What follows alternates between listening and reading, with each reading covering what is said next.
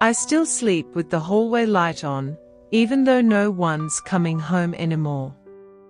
Some nights, the quiet feels louder than shouting ever did. I never thought the hardest part of getting old would be being left awake with my own memories. I am 72 now. My knees ache when the weather changes, and my hands shake just enough that I spill my coffee if I'm not careful.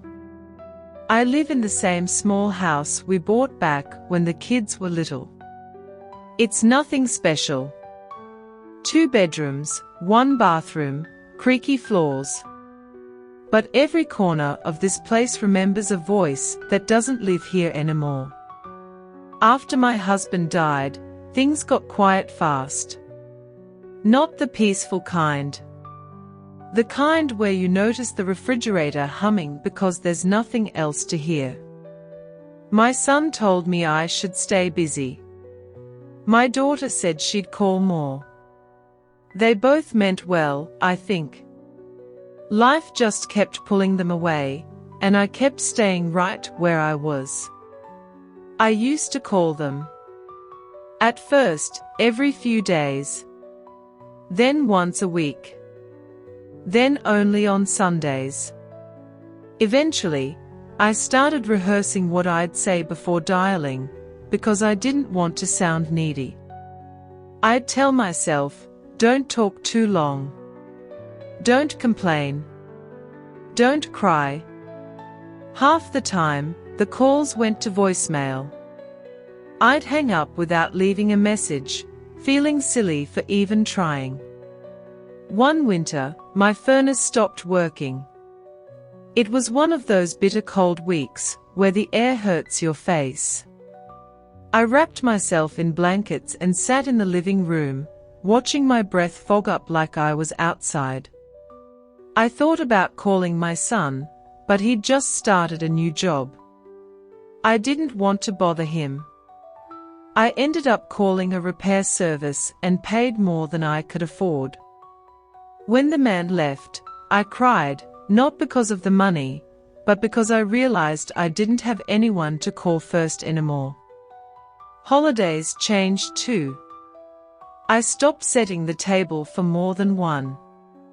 The big pot stayed in the cabinet. I learned to cook smaller meals and freeze leftovers I never really wanted. On Thanksgiving, my daughter sent a text with a heart emoji and a picture of her kids at the table. I stared at that picture for a long time, then turned my phone face down and ate alone. The worst part wasn't being alone. It was feeling invisible. Like I'd slowly faded into background noise. My kids weren't cruel.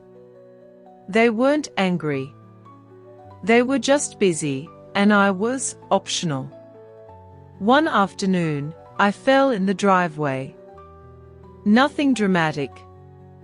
Just missed a step and went down hard.